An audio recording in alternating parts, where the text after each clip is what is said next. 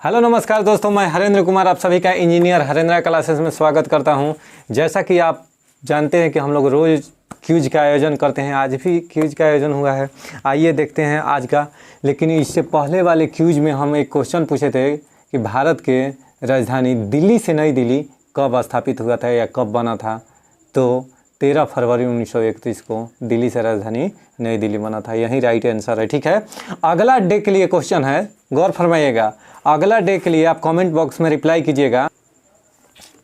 हाँ, तो आज नेक्स्ट डे के लिए क्वेश्चन है कि बताइए जो आरबीआई है ना, आरबीआई का हेडक्वार्टर कलकत्ता से मुंबई कब स्थानांतरित किया गया। यही क्वेश्चन है। आप कमेंट बॉक्स में इसका आंसर रिप्लाई कीजिएगा। ठीक है, तब तक के लिए देखिए क्विज में बने रहिए।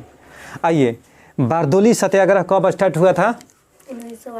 1928 ईस्वी में। ठीक है, लड़की तेज है, यानी अक्टूबर 1928 में। बताओ तो बची लाहौर षड्यंत्र केस 8 अप्रैल 1929 ईस्वी को। इसमें देखो लाहौर षड्यंत्र केस में क्या हुआ था? 8 अप्रैल 1929 में भगत सिंह और बटुकेश्वर दत्त द्वारा ब्रिटिश असेंबली में बम फेंका गया था। नहीं, बताइए कांग्रेस का लाहौर अधिवेशन कब हुआ था? दिसंबर 1929 में। इसी में पूर्ण स्वाधीनता का प्रस्ताव या पूर्ण स्वराज्य या स्वाधीनता का प्रस्ताव पारित हुआ था। स्वाधीनता दिवस की घोषणा कब हुई थी? 2 जनवरी 1930 को, यानी 2 जनवरी 1930 को। कोई बात नहीं, ठीक है। स्वाधीनता दिवस की घोषणा 2 जनवरी 1930 को हुआ था। 26 जनवरी को स्वाधीनता दिवस के रूप में मनाने की घोषणा किया गया था कि प्रतिवर्ष 26 जनवरी को स्वाधीनता दिवस के रूप में मनाया जाए। नमक सत्याग्रह कब हुआ था? तो 12 मार्च 1930 से 5 अप्रैल 1930 तक, यानी 12 मार्च 1930 से 5 अप्रैल 1930 तक। ठीक है। अच्छा, इसमें और क्या हुआ था? तो महात्मा गांधी के द्वारा साबरमती आश्रम से दांडी नामक स्थान तक, ठीक है, साबरमती से महात्मा गांधी कहाँ गए थे? दांडी नामक स्थान तक। कोई दिक्कत है? इसका उद्देश्य था कि नमक बनाकर नमक कानून का उल्लंघन करना, क्योंकि अंग्रेज जो था ना, ताना दे रहा था कि सब चीज़ तो बना लोगे, मान लो कपड़ा के बहिष्कार खिलाफत आंदोलन में होगा, उस सब में तो हो गया, ठीक है, लेकिन तुम नमक कैसे बनाओगे? तो नमक बनाकर नमक कानून का उल्लंघन किए थे। कौन? महात्मा गांधी। कोई दिक्कत?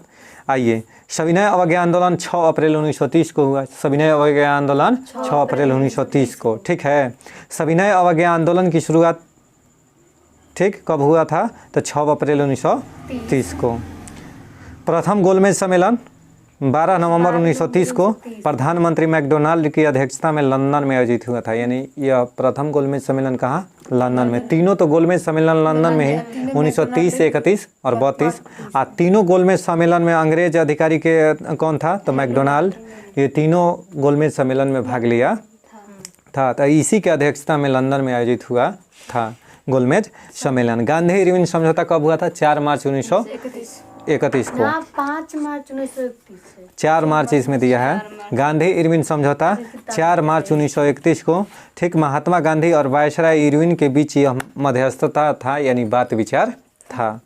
द्वितीय गोलमेज सम्मेलन कब हुआ था? 7 सितंबर 1931 को। गांधी जी ने इसमें भाग लिया था, यानी द्वितीय गोलमेज सम्मेलन में ही केवल गांधी जी भाग लिए थे, ठीक है। कम्युनल अवार्ड यानी सांप्रदायिक पंचांट 16 अगस्त 1932 को, 16 अगस्त 1932 को सांप्रदायिक पंचांट की घोषणा हुई। मैकडोनाल्ड द्वारा पृथक प्रतिनिधित्व प्रदान करना, यानी इसका उद्देश्य था कि मैकडोनाल्ड द्वारा पृथक प्रतिनिधित्व प्रदान करना, ठीक। पूना पैक्ट कब पारित हुआ था? तो 24 सितंबर 1932 को। गांधी जी और डॉक्टर भीमराव अम्बेडकर के बीच एक समझौता था। पूना पैक्ट क्या था? गांधी जी और डॉक्टर भीमराव अम्बेडकर के बीच क्या था? एक समझौता था, ठीक है। यही इसी को सांप्रदायिक पंचायत के नाम से जाना गया। इसमें सीट के बंटवारे को लेकर हुआ था कि जैसे अंग्रेज क्या कर दिया कि सबसे पहले तो 1909 ईस्वी में हिंदू मुस्लिम में डिवाइड कर दिया, ठीक है। यानी 1909 में मार्ले मिंटो सुधार के तहत क्या हुआ था कि हिंदू और मुस्लिम में विभाजन कर दिया था। कोई दिक्कत है? अब क्या हुआ कि 1932 में सांप्रदायिक पंचायत घोषित हुआ, जिसके तहत अम्बेडकर जी को कहा गया कि आपको अलग से जाति के आधार पर, यानी हर जाति को अलग भाग में डिवाइड कर दिया कि आपको इतना सीट दिया जाएगा। तो इसी सब मसला को लेकर महात्मा गांधी काफ़ी नाखुश थे। तब जाके 1932 ईस्वी में कौन जेल में, यरवदा जेल में वे लोग जाकर और एक दूसरे से मिले, बातचीत किए, तो उसी को पूना पैक्ट के नाम से जाना गया। यरवदा सेंट्रल जेल पुणे में। कोई दिक्कत है? कहाँ स्थित है? पुणे में। तृतीय गोलमेज सम्मेलन 17 नवंबर 1932 को हुआ। तृतीय गोलमेज सम्मेलन कब हुआ?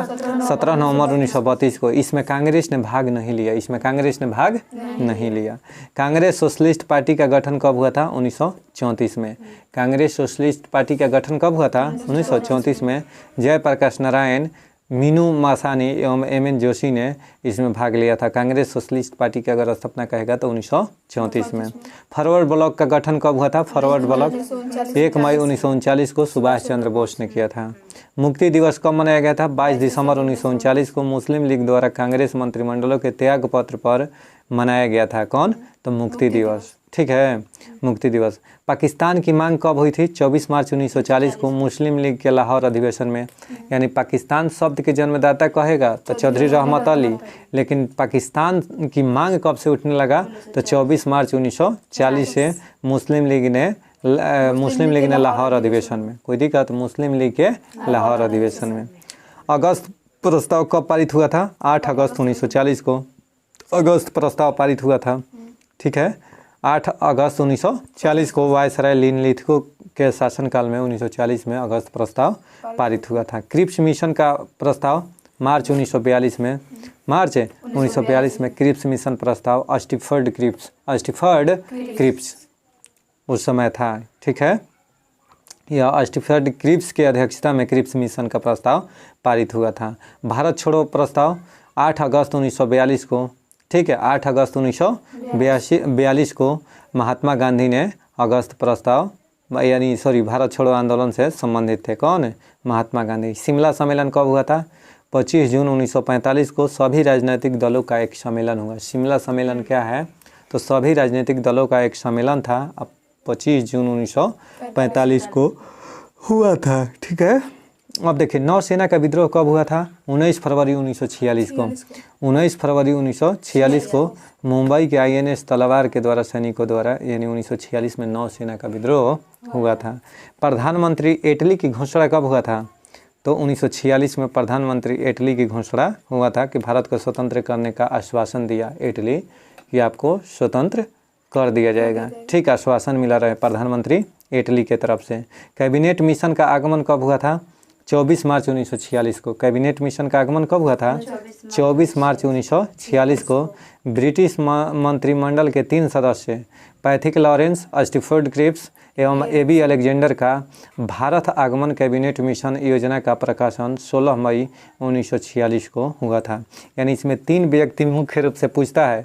कौन कौन? तो स्टिफर्ड क्रिप्स, पैथिक लॉरेंस और कौन? A.B. अलेक्जेंडर। 3 व्यक्ति का नाम याद रखिएगा। किस में? तो कैबिनेट मिशन 1946 में। इसमें ब्रिटिश मंत्रिमंडल के सदस्यों में मेन थे। ठीक है, अच्छा जी। प्रत्यक्ष कार्रवाई दिवस कब मनाया गया? 16 अगस्त 1946 को प्रत्यक्ष कार्रवाई दिवस मनाया गया। ठीक, अंतरिम सरकार की स्थापना कब हुआ था? 2 सितंबर 1946 को अंतरिम सरकार की स्थापना हुआ था। 2 सितंबर 1946 को नेहरू प्रधानमंत्री बने थे इसके, यानी अंतरिम सरकार का जब गठन हुआ था ना, तो नेहरू जी प्रधानमंत्री बने थे। ये सर अंतरिम सरकार के मतलब कौन बताएगा?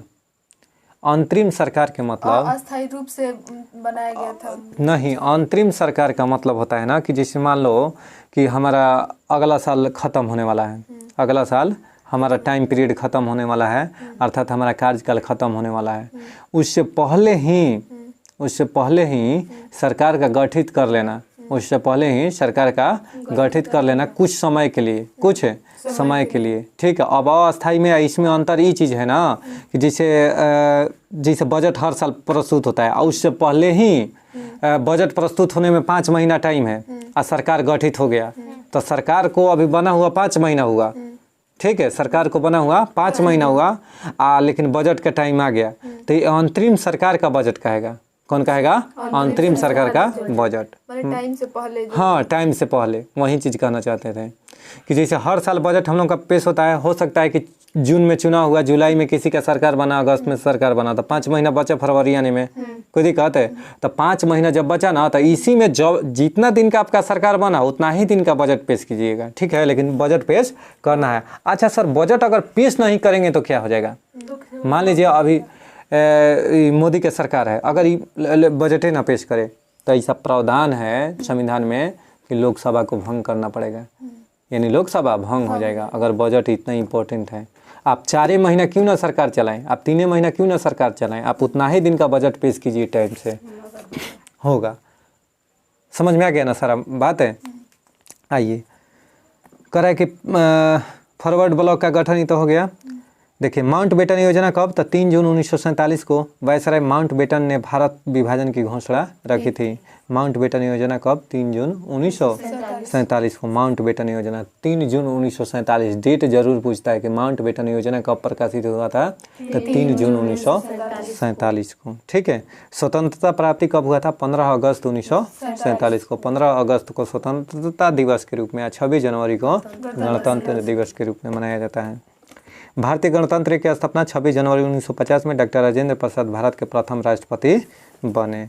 भूदान आंदोलन 18 अप्रैल 1951 को, इसकी शुरुआत पोचमपल्ली तेलंगाना में विनोबा भावे ने की थी। पोचमपल्ली तेलंगाना से, यानी पोचमपल्ली वहाँ के ज़िला हो गया एक, तेलंगाना से क्या हुआ था? चालू हुआ था, ठीक है। पोचमपल्ली नलगोंडा ज़िला है कहाँ? तो तेलंगाना में। वहीं से 1951 में भूदान आंदोलन विनोबा भावे के द्वारा शुरू किया गया था। अच्छा जी, आइए भारत के महान शहीद जो हुए थे और उससे संबंधित घटनाएं के बारे में आज हम लोग चर्चा करेंगे। नहीं, आइए तो खुदीराम बोस। कौन बोस? खुदीराम बोस 1908 ईस्वी में, कितना ईस्वी में? 1908 ईस्वी में सेशन जज किंग्सफोर्ड की गाड़ी पर बम फेंकने के कारण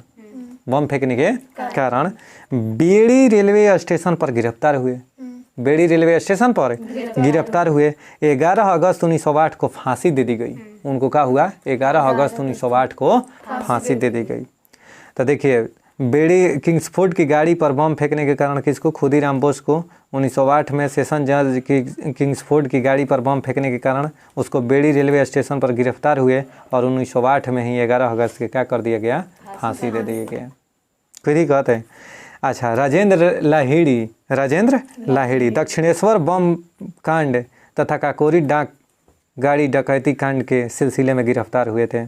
17 दिसंबर 1927 को गोंडा की जेल में इन्हें फांसी दे दी गई। कौन जेल में? गोंडा की जेल में राजेंद्र लाहिड़ी। राम प्रसाद बिस्मिल, इनका एक कथन था, बताइए। सरफरोशी की तमन्ना अब हमारे दिल में है, देखना है जोर अब बाजुए का दिल में है।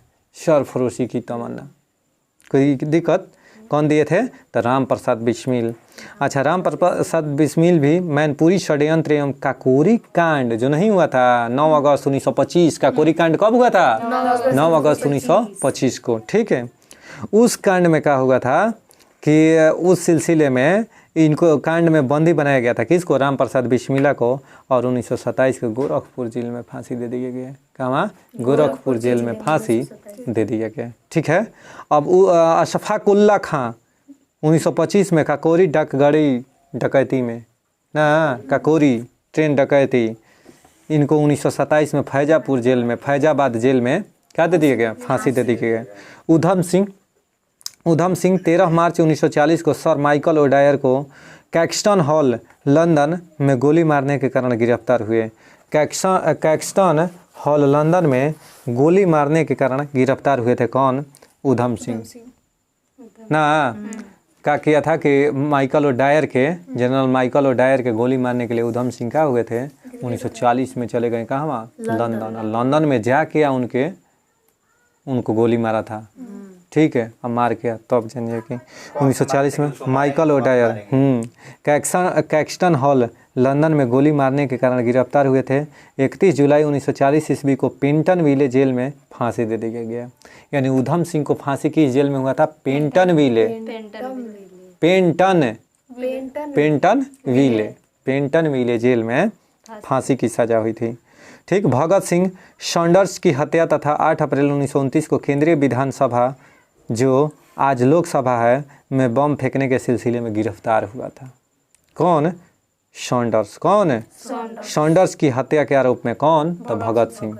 भगत सिंह सैंडर्स की हत्या के आरोप में 1929 को और इनको 1931 में फांसी। तो भसूरा की मृत्यु, कौना के मृत्यु? भसूरा की मृत्यु, यानी भगत सिंह आ सुखदेव आ राजगुरु तीनों कोई के मृत्यु कब हुआ था?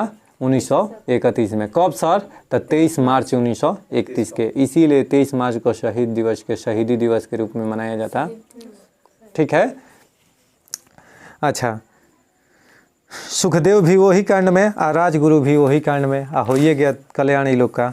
इतना ही है ना हिस्ट्री का, इतना ही। नेक्स्ट डे का होमवर्क है भाई लुसेंट का 54 पेज नंबर के पूरा, पेज नंबर 54 का पूरा। ठीक है।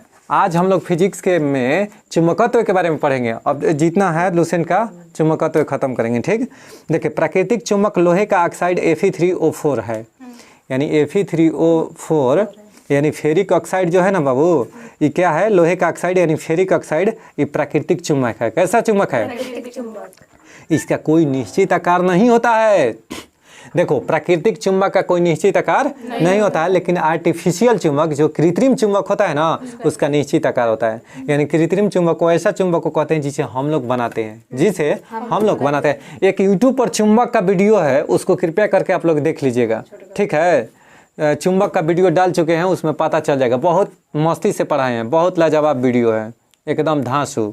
ठीक है, तो देखिए आर्टिफिशियल चुंबक यानी कृत्रिम चुंबक सर, तो जो मानव द्वारा बनाया गया चुंबक होता है ना, उसे कहते हैं कृत्रिम चुंबक। अब सर जैसे कोबाल्ट, निकेल, फेरस, इस सबसे लोहा से मिलकर जो बनाया जाता है ना चुंबक, उसी को क्या कहते हैं? कृत्रिम चुंबक। अब प्राकृतिक चुंबक जो चट्टान के रूप में पाया जाता है, जो हमारे प्रकृति में चट्टान के रूप में पाया जाता है, उसे क्या कहते हैं? प्राकृतिक चुंबक। अब सर प्राकृतिक चुंबक का कोई निश्चित आकार नहीं होता है, लेकिन मानव द्वारा जो कृत्रिम चुंबक होता है ना, उसका निश्चित आकार होता है। अर्थात कहने का मतलब हम जैसा शेप में चाहेंगे वैसा शेप में चुंबक बनाएंगे, कहें कि हमारे हाथ में है। हमरे अगर मानव को ये हाथ में हो जाए आदमी को बनाना, तो जैसन मन वैसन, जौना के मन सुघर ओकरा के सुघर बना दिहन।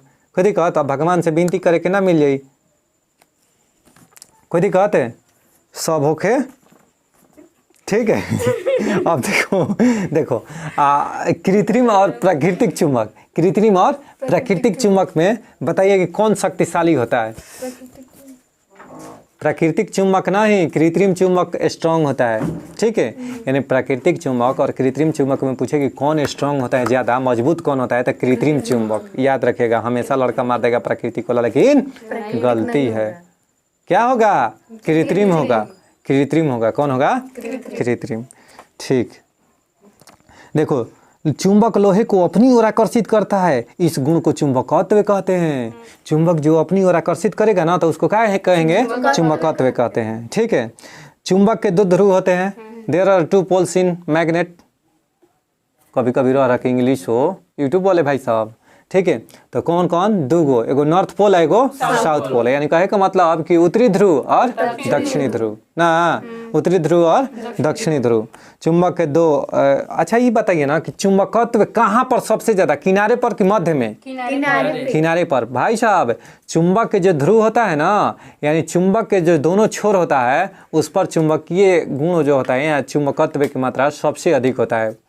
कंपैरिजन कीजिएगा मिडिल के अपेक्षा, कंपेयर टू मिडिल पार्ट के अपेक्षा जो एज पार्ट होता है ना किनारे वाला, वहाँ पर चुंबकीय गुण का होता है? सबसे अधिक होता है। यानी चुंबक के किनारे पर चुंबकीय गुण अधिक होता है, यानी चुंबकत्व, चुंबकशीलता की शक्ति जो होती है अधिक होती है बीच के अपेक्षा।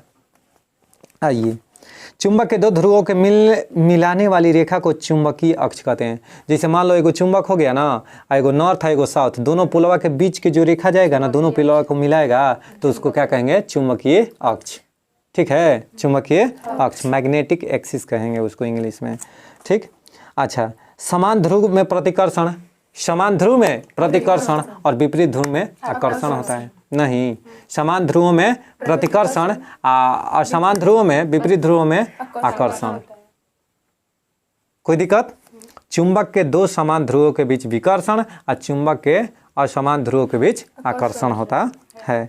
यदि किसी चुंबक का तीसरा ध्रुव हो तो तीसरा ध्रुव परिणामी ध्रुव कहलाता है। अगर चुंबक के तीसरा ध्रुव होता नहीं है, अगर हो तो तीसरा ध्रुव का होगा परिणामी ध्रुव। कहे का मतलब कि जो नॉर्थ पोल है और साउथ पोल यानी उत्तरी ध्रुव और दक्षिणी ध्रुव के मिला के तीसरा ध्रुव का निर्माण होगा। देखो, चुंबक चुंबकीय पदार्थों की प्रेरणा द्वारा चुंबकत्व उत्पन्न करता है। जो चुंबक होता है ना, चुंबकीय पदार्थों की प्रेरणा द्वारा चुंबकत्व उत्पन्न करता है। चुंबकीय क्षेत्र क्या है? तो चुंबक के चारों ओर का वह क्षेत्र, मान लो ये चुंबक हो गया, ये चुंबक हो गया, और चुंबक के चारों ओर का वह क्षेत्र जहाँ तक चुंबकीय क्षेत्रों का महसूस किया जाता है, प्रभाव का अध्ययन किया जाता है या महसूस किया जाता है, उसी को क्या कहते हैं? चुंबकीय क्षेत्र। यानी चुंबक के चारों ओर के वह क्षेत्र है, चुंबक हो गई, एक चारों ओर के वह क्षेत्र जहाँ तक उसके चुंबकीय गुणों का प्रभाव हो, उसी को क्या कहते हैं? चुंबकीय क्षेत्र। जैसे मान लो चुंबक नहीं रहता है, यहाँ लोहा रहेगा ना, तबे खींचने लगेगा, तो ये चुंबकीय क्षेत्र हो गई। क्या हो गई? चुंबकीय क्षेत्र हो गया भाई।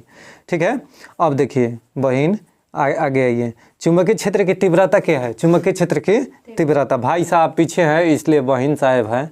ठीक है, चुंबकीय क्षेत्र की तीव्रता कौन? चुंबकीय क्षेत्र की तीव्रता। चुंबकीय क्षेत्र में क्षेत्र के लंबवत एकांक लंबाई का ऐसा चालक तार रखा जाए जिसमें एकांक प्रबलता की धारा प्रवाहित हो रही हो, तो चालक पर लगने वाला बल की चुंबकीय क्षेत्र की तीव्रता की माप होगी। देखो, चुंबकीय क्षेत्र की तीव्रता कहने का मतलब है कि चुंबकीय क्षेत्र में क्षेत्र के लंबवत एकांक लंबाई का ऐसा चालक तार रखा जाए जिसमें एकांक प्रबलता की धारा प्रवाहित हो रही हो, उसी को क्या कहेंगे? चुंबकीय क्षेत्र की तीव्रता।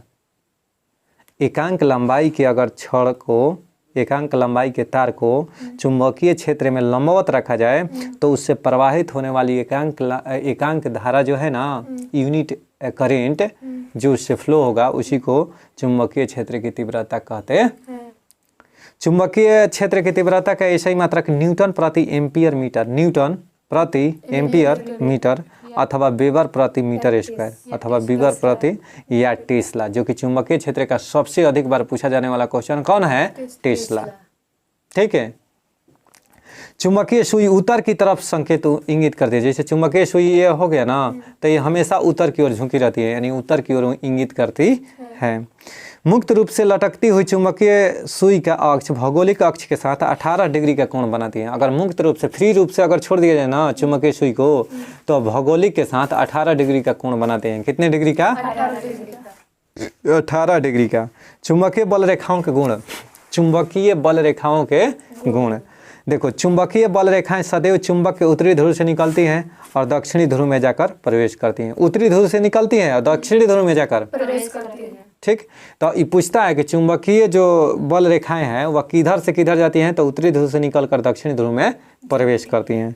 चुंबक दो बल रेखाएं एक दूसरे को कभी नहीं काटती हैं। दो चुंबकीय बल रेखाएं कभी एक दूसरे को नहीं काटती हैं। 10th क्लास में था कि दो चुंबकीय बल रेखाएं एक दूसरे को नहीं काटती हैं। ऐसा क्यों नहीं काटती हैं? इसका कारण है कि अगर काटेगी तो कटान बिंदु पर एक से अधिक चुंबकीय क्षेत्र डेवलप हो जाएगी, जो कि इसका अपोज करेगा नियम के। ठीक है, इसलिए चुंबकीय बल रेखाएं कभी एक दूसरे को काटती नहीं है। नॉर्थ पोल से निकली सीधा साउथ पोल में ढुकी, साउथ पोल से निकली तो सीधा नॉर्थ पोल में, तो हमेशा नॉर्थ से साउथ।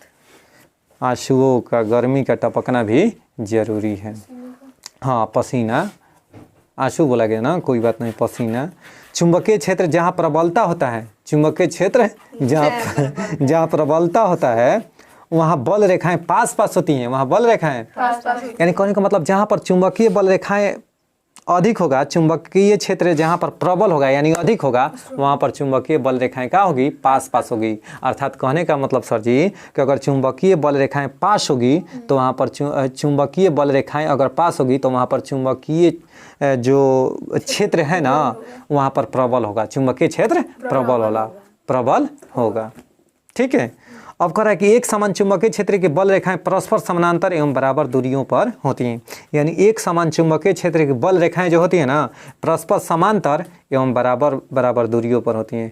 यानी जो भी चुंबकीय बल रेखाएं होंगी ना सब बराबर लंबाई पर होगी या बराबर दूरी पर होगी। ठीक है, अब देखिए चुंबकीय पदार्थ प्रति चुंबकीय होता है, एक अनुचुंबकीय होता है, एक लौह चुंबकीय। तीनों का एग्जाम्पल हमेशा पूछता है भाई साहब, तीनों का एग्जाम्पल क्वेश्चन इससे बनना ही बनना है मेरे दोस्त, बहुत इंपॉर्टेंट है। वीडियो में बने रहिए, छोड़ के भागेगा तो फिर खेला गड़बड़ा जाएगा। ठीक है, देखिए चुंबकीय पदार्थ क्या होता है, तो प्रति चुंबकीय पहले तो चुंबकीय पदार्थ बता देते हैं। चुंबकीय पदार्थ वह ऐसा पदार्थ जो चुंबक को अपनी ओर आकर्षित करता है। चुंबकीय पदार्थ जो चुंबक की ओर क्या हो सके, आकर्षित हो सके, जैसे लोहा, कोबाल्ट, निकेल, टीन ना, ये सब क्या होता है, चुंबकीय पदार्थ है। प्लास्टिक चुंबकीय है? नहीं है, सटेगा नहीं। अब देखिए प्रति चुंबकीय पदार्थ वे पदार्थ है जो चुंबकीय क्षेत्र में रखे जाने पर चुंबकीय क्षेत्र के विपरीत दिशा में चुंबकित हो जाती हैं। यानी चुंबकीय क्षेत्र में रखेगा ना तो उसका विपरीत दिशा में चुंबकित हो जाते हैं, उसी को क्या कहते हैं, प्रति चुंबकीय। जैसे जस्ता, तांबा, बिस्मथ, चांदी, सोना, हीरा, नमक, जल आदि प्रति चुंबकीय है। कैसा है? प्रति चुंबकीय। जल भी प्रति चुंबकीय, यानी जल को अगर चुंबकीय क्षेत्र में रखेंगे ना तो विपरीत दिशा में चुंबकित होगा। अनुचुंबकीय यानी अनुचुंबकीय पदार्थ वे पदार्थ है जो चुंबकीय क्षेत्र में रखने पर क्षेत्र की दिशा की ओर थोड़ी सी चुंबकित हो जाता है। यानी थोड़ी सी चुंबकीय क्षेत्र की ओर पूरा ना थोड़ी सी चुंबकित हुई तो उसे क्या कहते हैं, अनुचुंबकीय। अनुचुंबकीय का ऑक्सीजन हमेशा पेपर में पूछता है, कौन सा? ऑक्सीजन। याद रखना कि ऑक्सीजन का है तो अनुचुंबकीय। एल्युमिनियम, सोडियम, एल्युमिनियम, ऑक्सीजन, ये सब कैसा है, प्लेटिनम, ये सब है अनुचुंबकीय। यही देखिए हीरा कैसा है, तो हीरा प्रति चुंबकीय। लेकिन अगर कह देगा प्लेटिनम, ये भी कठोरे है। क्रोमियम, सोडियम, एल्युमिनियम, ऑक्सीजन, ये सब अनुचुंबकीय, यानी थोड़ा सा चुंबकीय क्षेत्र की ओर विचलित होता है। अब विपरीत दिशा में, प्रति चुंबकीय में विपरीत दिशा में। अच्छा, लौह चुंबकीय पदार्थ वे पदार्थ है जो चुंबकीय क्षेत्र में रखने पर क्षेत्र की दिशा में प्रबल रूप से चुंबकित हो जी। एकदम चुंबकीय क्षेत्र में रखेंगे उसके ओर प्रबल रूप से अग्रसित हो जाएगा, यानी चुंबकित हो जाएगा, उसी को क्या कहते हैं, लौह चुंबकीय। जैसे सर लोहा, निकेल, कोबाल्ट, यानी इस्पात, ये सब जो है ना जिससे हम कृत्रिम चुंबक बनाते हैं, ये सब लौह चुंबकीय है। कैसा है? लौह चुंबकीय। नहीं कोनो दिक्कत है। आइए डोमेन क्या होता है, डोमेन, कौन? डोमेन ना, डोमेन। हाँ ठीक है, डोमेन क्या होता है, तो लौह चुंबकीय पदार्थ में प्रत्येक परमाणु ही एक चुंबक होता है। यानी लौह चुंबकीय पदार्थ में क्या होता है कि प्रत्येक परमाणु ही क्या होता है, एक चुंबक होता है और उसमें असंख्य परमाणुओं के समूह होते हैं। देखो लौह चुंबकीय पदार्थ में प्रत्येक परमाणु ही एक चुंबक होता है। लौह चुंबकीय पदार्थ में प्रत्येक एक परमाणु जो होगा ना उसमें चुंबक होता है, ठीक है, और उसमें असंख्य परमाणुओं के समूह होते हैं। आप प्रत्येक परमाणु में, प्रत्येक जो लौह चुंबकीय पदार्थ है ना उसमें असंख्य परमाणुओं के समूह होते हैं जिसे डोमेन कहते हैं। जैसे लोहा, मान लो लोहा का बटखरा हो गया एगो, ठीक, एकदम सटीक एग्जाम्पल बता रहा हूँ। उसको चुंबकीय क्षेत्र, चुंबकीय पदार्थ है वो। अब उसमें जो है ना प्रत्येक पदार्थ, प्रत्येक अणु चुंबकत्व उसमें गुण होता है, तबे तो अपने आप को बंधले है। या देखिए होगे कि एक लोहा के दूसरा ऊपर मारेगा ना, कौन लोहा तो सट जाएगा, क्या होगा ना। तो ये काहे सट जाता है, क्या कि एक प्रत्येक पदार्थ में चुंबकीय गुण है ना, उसके प्रत्येक कण में, यानी प्रत्येक मॉलिक्यूल्स जो है, परमाणु है, एटम जो है, उसमें चुंबकीय गुण है। तो क्या करता है कि परमाणुओं के समूह जो एक दूसरे से चिपक जाता है तो उसमें असंख्य परमाणुओं के समूह होता है, असंख्य परमाणुओं के समूह होता है। देखिए एक डोमेन में 10 के पावर 18 से 10 के पावर 21 तक परमाणु होते हैं। एक डोमेन में 10 के पावर 18 से 10 के पावर 21 तक परमाणु होते हैं। तो पूछता है कि डोमेन में परमाणुओं की संख्या कितनी होती है, एक डोमेन में तो 10 के पावर 18 से 10 के पावर 21 तक, ठीक है, परमाणुओं की संख्या होती है। लौह चुंबकीय पदार्थों का तीव्र चुंबकत्व इन डोमेनों का कारण ही होता है। यानी लौह चुंबकीय पदार्थों में तीव्र चुंबकत्व, जितने डोमेन रहेगा उतना ही चुंबकत्व गुण उसमें अधिक रहेगा ना। यानी जितने डोमेन की संख्या अधिक तो उतने चुंबकत्व के गुण अधिक रहेगा। अब देखो क्यूरी ताप क्या होता है, क्यूरी टेम्परेचर। क्यूरी ताप वह ताप होता है जिसके ऊपर पदार्थ अनुचुंबकीय व जिसके नीचे पदार्थ लौह चुंबकीय हो जाता है। लोहा एवं निकेल के लिए क्यूरी ताप का मान 770 डिग्री सेल्सियस से 358 डिग्री सेल्सियस होता है। कहने का मतलब बात है कि क्यूरी ताप वह टेम्परेचर होता है जिसके ऊपर जाने पर पदार्थ अनुचुंबकीय यानी थोड़ा सा चुंबकित होगा, और जिसके नीचे लौह चुंबकीय रहता है। यानी क्यूरी टेम्परेचर जो होता है ना, एक रेंज होता है कि अगर क्यूरी टेम्परेचर 770 डिग्री से अगर नीचे के तापमान बा तो ओकरा पदार्थ कैसन बिहेव करी, एथी के तरह, चुंबकीय के तरह। आ एकरा से जस्ट ऊपर जाई ना, लौह चुंबकीय के तरफ बिहेव करी नीचे वाला, और ऊपर जाई ना तो अनुचुंबकीय। ना समझ में आ गई? अच्छा जी, अस्थायी चुंबक बनाने के लिए नर्म लोहे का प्रयोग किया जाता है पेपर में हजारों बार। अस्थायी चुंबक बनाने के लिए नर्म लोहे का, अस्थायी चुंबक बनाने के लिए इस्पात का प्रयोग किया जाता है। ये हमेशा पेपर में पूछते रहता है। बिहार पुलिस वाले भाई ध्यान दीजिएगा, कोई दिक्कत है? आइए, कहता कि भू चुंबकत्व, फिर से बोल दे रहा हूँ, अस्थायी चुंबक नर्म लोहे का, अस्थायी चुंबक इस्पात का बनता है। ठीक, अब देखिए, भू चुंबकत्व किसी स्थान पर पृथ्वी के चुंबकीय क्षेत्र के 3 तत्वों द्वारा व्यक्त किया जाता है। यानी किसी स्थान पर पृथ्वी के चुंबकीय क्षेत्र को 3 तत्वों द्वारा व्यक्त किया जाता है, दिक्पात कोण, नमन कोण और चुंबकीय क्षेत्र के क्षैतिज घटक। तो दिक्पात कोण क्या होता है, जल्दी से समझिए। किसी स्थान पर भौगोलिक अमोतर तथा चुंबकीय अमोतर के बीच का कोण दिक्पात कोण कहलाता है। यानी भौगोलिक अमोतर और चुंबकीय अमोतर के बीच के कोण का क्या कहलाता है, दिक्पात कोण। और नमन कोण किसी स्थान पर पृथ्वी का संपूर्ण चुंबकीय क्षेत्र क्षैतिज तल के साथ जितना कोण बनाता है उसी को नमन कोण कहते हैं। यानी क्षैतिज के साथ जितना कोण बनाई उसको क्या कहते हैं, नमन कोण। अच्छा, पृथ्वी के ध्रुव पर नमन कोण का मान 90 डिग्री तथा विषुवत रेखा पर 0 डिग्री होता है। कुकुरो भाई बड़ी दिक्कत करता है, ठीक है। चुंबकीय क्षेत्र के क्षैतिज घटक, चुंबकीय क्षेत्र के, अरे बनाने दे वीडियो भाई, ठीक है। चुंबकीय क्षेत्र के क्षैतिज घटक, चुंबकीय क्षेत्र के क्षैतिज घटक। देखो, पृथ्वी के संपूर्ण चुंबकीय क्षेत्र के क्षैतिज घटक अलग अलग स्थानों पर अलग अलग होता है, परंतु इसका मान 0.4 गॉस होता है। यानी 1 टेस्ला बराबर 10 के पावर 4 गॉस, 1 टेस्ला बराबर 10 के पावर 4 गॉस, ठीक है। और गॉस जो है ना, चुंबकीय क्षेत्र का सीजीएस मात्रक है, चुंबकीय क्षेत्र का इतना है। 1935 का गवर्नमेंट ऑफ इंडिया एक्ट महत्वपूर्ण है, क्योंकि 1935 का गवर्नमेंट ऑफ इंडिया एक्ट महत्वपूर्ण है क्योंकि यह भारतीय संविधान का प्रमुख स्रोत है। यह भारतीय संविधान का प्रमुख स्रोत है। इसको लघु संविधान कहा जाता है। 1935 के भारतीय जो अधिनियम था ना, भारत शासन अधिनियम 1935 है, इसको भारत का लघु संविधान कहा गया है क्योंकि भारत के संविधान में सबसे अधिक जो तथ्य लिया गया है ना, तो भारतीय शासन अधिनियम 1935 से लिया गया, अधिनियम से, 1935 के अधिनियम से लिया गया है।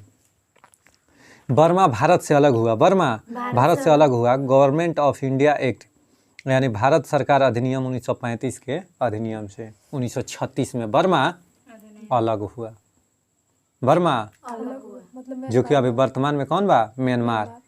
म्यांमार भाई साहब, इसको पहले बर्मा के नाम से जाना जाता था। बर्मा की राजधानी रंगून हुआ करता था। आज म्यांमार की राजधानी नई ताओ है। अब भारत के साथ म्यांमार कितना किलोमीटर सीमा साझा करता है, 1643 किलोमीटर, 1643 किलोमीटर। देखो, वर्ष 1937 के चुनावों में कांग्रेस का मंत्रिमंडल बना था कुल 8 प्रांतों में। वर्ष 1937 के चुनाव जो हुआ था ना बाबू, वर्ष 1937 के चुनावों में कांग्रेस का मंत्रिमंडल बना था कुल 8 प्रांतों में। कितने प्रांतों में, 8 प्रांतों में।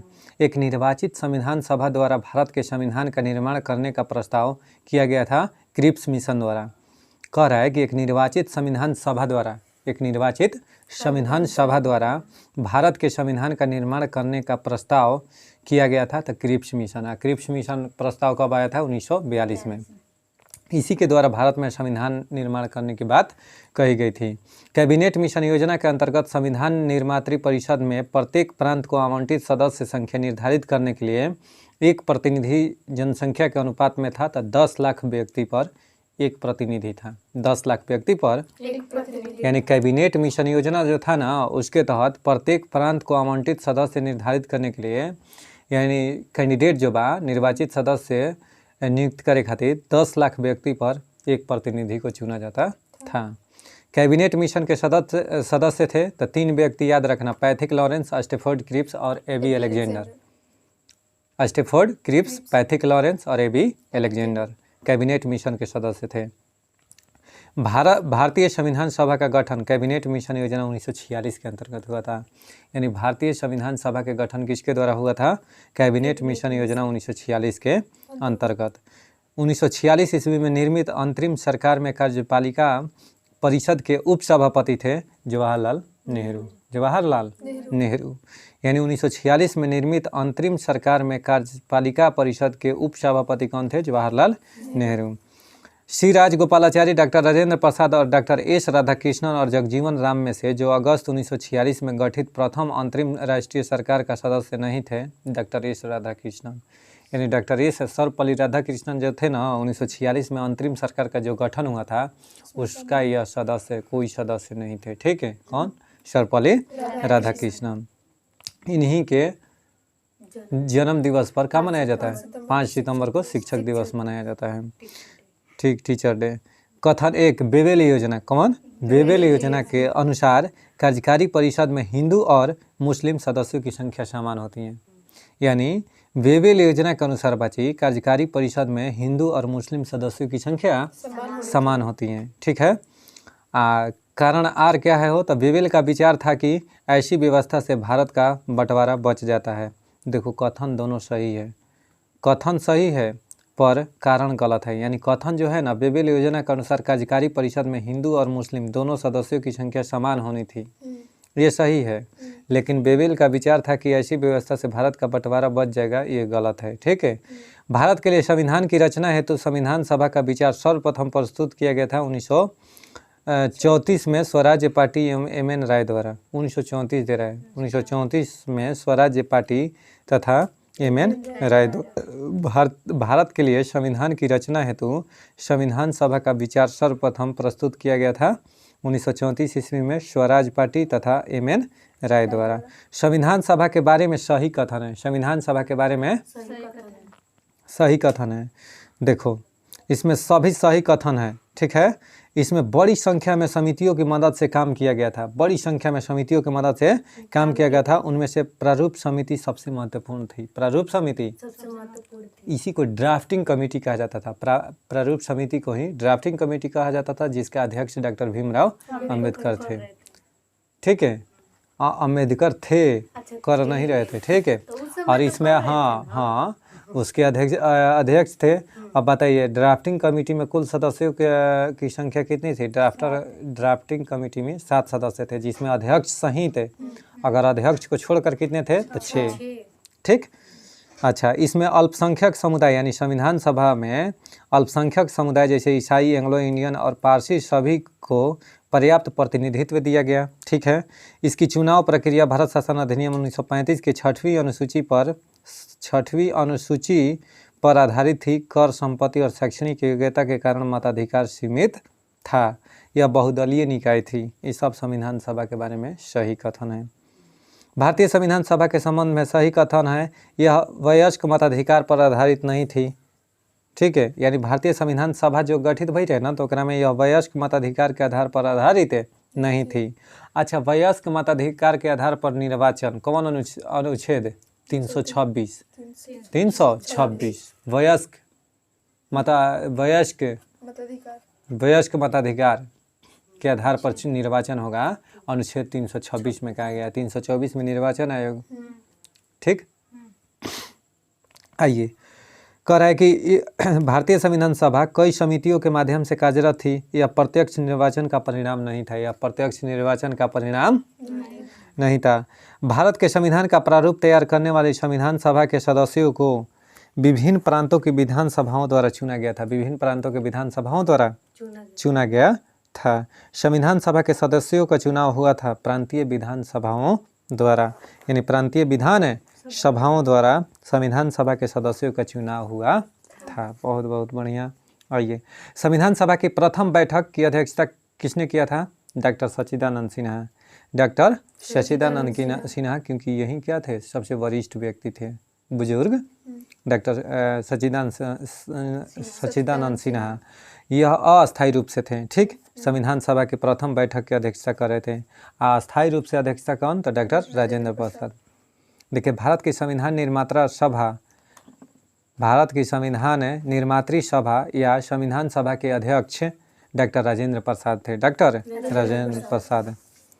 भारतीय संविधान सभा की स्थापना की गई थी 9 दिसंबर 1946 को। भारतीय संविधान सभा की स्थापना कब हुई थी? 9 दिसंबर 1946 को। संविधान सभा के चुने हुए अस्थायी अध्यक्ष थे डॉक्टर राजेंद्र प्रसाद। अब भारत के संविधान सभा का प्रथम अधिवेशन शुरू हुआ था 9 दिसंबर 1946 को, जिसकी अध्यक्षता डॉक्टर सच्चिदानंद सिन्हा कर रहे थे। और जबकि संविधान सभा का उद्देश्य प्रस्ताव 13 दिसंबर 1946 को पारित हुआ। 11 दिसंबर 1946 को अस्थायी रूप से डॉक्टर राजेंद्र प्रसाद संविधान सभा के अध्यक्ष चुने गए, बन गए। ठीक है। अच्छा जी, भारत के संविधान सभा का प्रथम अधिवेशन शुरू हुआ था 9 दिसंबर 1946 के, ये तो हो गया। संविधान सभा में उद्देश्य प्रस्ताव जवाहरलाल नेहरू कब? 13 दिसंबर 1946 को। भारत को एक संविधान देने का प्रस्ताव संविधान द्वारा पारित किया गया था 22 जनवरी 1947 को। 22 जनवरी 1947 को भारत को एक संविधान देने का प्रस्ताव संविधान द्वारा पारित किया गया था, यानी अपना लिया गया था कब? 22 जनवरी 1947 को। भारतीय संविधान के निर्माण से संबंधित सही कथन है। पंडित जवाहरलाल नेहरू ने उद्देश्य प्रस्ताव को, जो संविधान सभा द्वारा स्वीकार किया गया था, संविधान के निर्माण पर असर था। उद्देशिका बहुत महत्वपूर्ण उद्देश्यों की पूर्ति करती हैं। संविधान को भारत के लोगों ने आदेशित किया है। समझ में आ गई? भारतीय संविधान को बनाने हेतु भारतीय संविधान सभा के कुल अधिवेशन हुए थे कितना? 11 को अधिवेशन। याद रखना, ये बहुत बढ़िया क्वेश्चन मिला कि भारतीय संविधान सभा बनाने के लिए कुल कितना अधिवेशन हुआ था? तो 11 अधिवेशन हुआ था। ठीक है, कुल 11 अधिवेशन हुआ था, याद रखना। 24 जनवरी 1950 को संविधान पर सदस्यों द्वारा हस्ताक्षर के लिए पुनः संविधान सभा के समवेत होने को शामिल करने पर अधिवेशनों की कुल संख्या 12 थी। अधिवेशनों की कुल संख्या 12 थी, यानी 24 जनवरी 1950 को संविधान पर सदस्यों द्वारा हस्ताक्षर के लिए पुनः संविधान सभा के समवेत होने को शामिल करने पर अधिवेशनों की कुल संख्या 12 थी। यानी कुल माने पुनः समवेत के लेकर ये पूरा अधिवेशन की संख्या 12।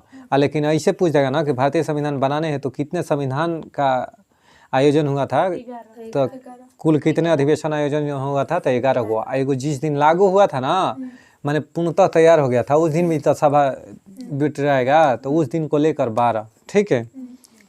भारत के संविधान के निर्माण में संविधान सभा को कुल 2 वर्ष 11 महीना 18 दिन।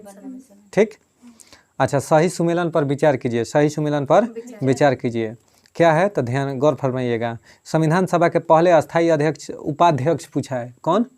उपाध्यक्ष कौन था? हो H.C. मुखर्जी। H.C. यानी संविधान सभा के पहले अस्थायी उपाध्यक्ष, अस्थायी अध्यक्ष तो डॉक्टर राजेंद्र प्रसाद और उपाध्यक्ष कौन थे? H.C. मुखर्जी। प्रारूप समिति में मूलतः एकमात्र कांग्रेस सदस्य थे K.M. मुंशी। K.M. मुंशी जी है ना, तो K.M. मुंशी याद रखना कि प्रारूप समिति में मूलतः एकमात्र कांग्रेसी सदस्य। राजस्थान के रियासतों का प्रतिनिधित्व वी.टी. कृष्णामाचारी करने वाले संविधान सभा के सदस्य थे। ठीक है। संघ संविधान समिति के अध्यक्ष कौन थे? संघ संविधान समिति तो जवाहरलाल नेहरू। ट्रिक है भाई साहब, जितना संघ से आ जाएगा समझ जाना कि जवाहरलाल नेहरू। संविधान सभा के प्रारंभ में अस्थायी उपाध्यक्ष नामित किया गया था फ्रैंक एंथोनी को। संविधान सभा के प्रारंभ में अस्थायी उपाध्यक्ष अगर पूछ देना, अस्थायी अध्यक्ष के इसको अस्थायी अध्यक्ष कहेगा तो डॉक्टर वो तो उपाध्यक्ष थे बाजी H.C. मुखर्जी। अगर अस्थायी रूप से कह दे तो डॉक्टर सच्चिदानंद सिन्हा। लेकिन अस्थायी उपाध्यक्ष पूछ देना तो फ्रैंक एंथोनी, यानी फ्रैंक एंथोनी को संविधान सभा के प्रारंभ में अस्थायी उपाध्यक्ष चुना गया था। और अस्थायी डॉक्टर राजेंद्र प्रसाद को अध्यक्ष और उपाध्यक्ष कहेगा था H.C. मुखर्जी ना। संविधान सभा में भारतीय संविधान का तृतीय वाचन कब प्रारंभ हुआ था? 17 नवंबर 1949 को। 17 नवंबर 1949 को तृतीय वाचन। भारतीय संविधान के निर्माण के समय संवैधानिक सलाहकार कौन थे? V.N. राव। V.N. यानी भारतीय संविधान के निर्माण के समय संवैधानिक सलाहकार कौन थे? V.N. राव। ठीक है। भारतीय संविधान का प्रथम प्रारूप तैयार किया गया था BN राव द्वारा। यानी भारतीय संविधान का प्रारूप तैयार किया गया था किसके द्वारा? BN राव द्वारा। भारत का संविधान पूर्ण रूप से तैयार हुआ 26 नवंबर 1949 को। इसी दिन 26 नवंबर 1949 को संविधान को अंगीकार किया गया था भाई साहब, अंगीकृत किया गया, अंगीकार किया गया, ठीक है। लागू पूछेगा तो 26 जनवरी 1950 को, 26 जनवरी 1950 को। तभी से भारत मेरा गणतंत्र हो गया। क्या हो गया? नहीं। आओ तो बची, भारतीय संविधान में पूर्णतः लागू हुआ था 26 जनवरी 1950 को। भारतीय संविधान को 26 जनवरी के दिन लागू करने का निर्णय इसलिए किया गया क्योंकि कांग्रेस ने इस तिथि को 1930 में स्वतंत्रता दिवस के रूप में मनाया था। इसीलिए कल सन के अब 15 अगस्त के तो क्या हो गया? स्वतंत्रता दिवस। तो गणतंत्र दिवस कब मनाया जाए? तो 26 जनवरी को। कहा है कि 26 जनवरी को 1930 में कांग्रेस ने इसको स्वतंत्रता दिवस के रूप में मनाया था।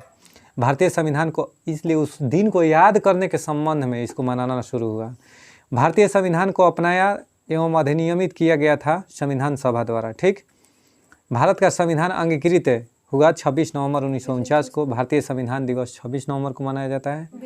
या विधि दिवस भी उसी दिन 26 नवंबर को। 26 नवंबर को राष्ट्रीय दुग्ध दिवस मनाया जाता है, ठीक है। भारत का संविधान अंगीकृत हुआ हो गया।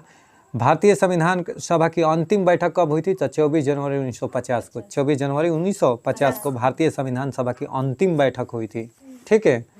अब देखो, BR अम्बेडकर का संविधान सभा में निर्वाचन हुआ था बम्बई प्रेसिडेंसी पूना से। यानी BR अम्बेडकर जो भीमराव अम्बेडकर थे ना, इनको संविधान सभा में निर्वाचन कहाँ से जीते थे? तब बम्बई प्रेसिडेंसी के पूना से, बम्बई प्रेसिडेंसी के पूना से। डॉक्टर भीमराव अम्बेडकर का जन्म और मृत्यु कहाँ हुआ था? तो 1891 में मध्य प्रदेश के मऊ में और 1956 में मृत्यु हुआ था। 1956 में मृत्यु हुआ था, ठीक है। 1956 में मृत्यु हुआ था। 1891 में जन्म कहाँ पर? मऊ में। 1956 में मृत्यु हुआ था। सही कथन है। तो तृतीय गोलमेज सम्मेलन के विचार विमर्श की परिणति भारत सरकार अधिनियम 1935 के पारित होने के रूप में हुई थी। भारत सरकार अधिनियम 1935 ने ब्रिटिश भारत के सूबों और प्रांतों, सूबों और भारतीय रियासतों के एक संघ पर आधारित ऑल इंडिया फेडरेशन के गठन का उपबंध किया था। देखो, भारत का संविधान देश की आवश्यकताओं की पूर्ति करता है, ठीक है ना। इसको एक गृहीत संविधान कहा जाता है, एक गृहीत संविधान कहा जाता है। दोनों कथन सही है, ठीक है। लेकिन कथन जो ए है ना, कथनार का सही स्पष्टीकरण नहीं है। लेकिन दोनों कथन सही है कि संविधान जो है ना, एक गृहीत संविधान कहा जाता है भारतीय संविधान को। भारतीय संविधान सभा वयस्क मताधिकार को 15 वर्ष के लिए स्थगित करने की बात की गई थी मौलाना आज़ाद ने।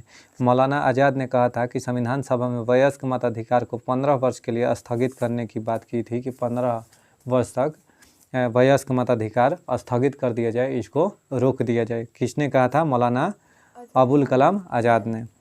भारतीय स्वतंत्रता के बाद भारतीय राष्ट्रीय कांग्रेस को एक राजनैतिक दल के रूप में भंग कर दिया जाना चाहिए, सुझाव दिया था महात्मा गांधी ने। किसने सुझाव दिया था? महात्मा गांधी ने सुझाव दिया था कि भारत की स्वतंत्रता के बाद भारतीय राष्ट्रीय कांग्रेस को एक राजनैतिक दल के रूप में भंग कर देना चाहिए था। कल भी क्वेश्चन ही हुआ था भाई साहब क्यूज में, ठीक है। तब महात्मा गांधी ने कहा था कि अब देश आज़ाद हो गया, अब कांग्रेस को भंग कर दिया जाए। एक संविधान एक मशीन की तरह बेजान चीज़ है। एक संविधान एक मशीन की तरह बेजान चीज़ है। इसमें वे लोग जीवन के फूंकते हैं जो इसका नियंत्रण करते हैं। भारत में बस कुछ ईमानदार लोगों की आवश्यकता है जिनके लिए राष्ट्र हित ही सर्वोपरि है। यह कथन कहा था डॉक्टर राजेंद्र प्रसाद। किसने? डॉक्टर राजेंद्र प्रसाद। अपनी राष्ट्रवादी प्रतिक्रिया में भारतीय संविधान के निर्माताओं ने अल्पसंख्यकों के हितों तथा भावनाओं के महत्व को कम करके आंका है। यह कथन आइवर जेनिंग्स का है। यह कथन किसका है? आइवर जेनिंग्स का है। संविधान सभा कांग्रेस थी और कांग्रेस भारत था। संविधान सभा कांग्रेस थी और कांग्रेस भारत था। यह कथन किसका है? तो ग्रेनविल ऑस्टिन ने, ग्रेनविल ऑस्टिन ने यह कथन दिया था। भारतीय संविधान सभा में कुल महिला सदस्य थी 15। याद रखना, ये हमेशा पेपर में पूछता है कि भारतीय संविधान सभा में कुल महिला सदस्यों की संख्या 15 थी।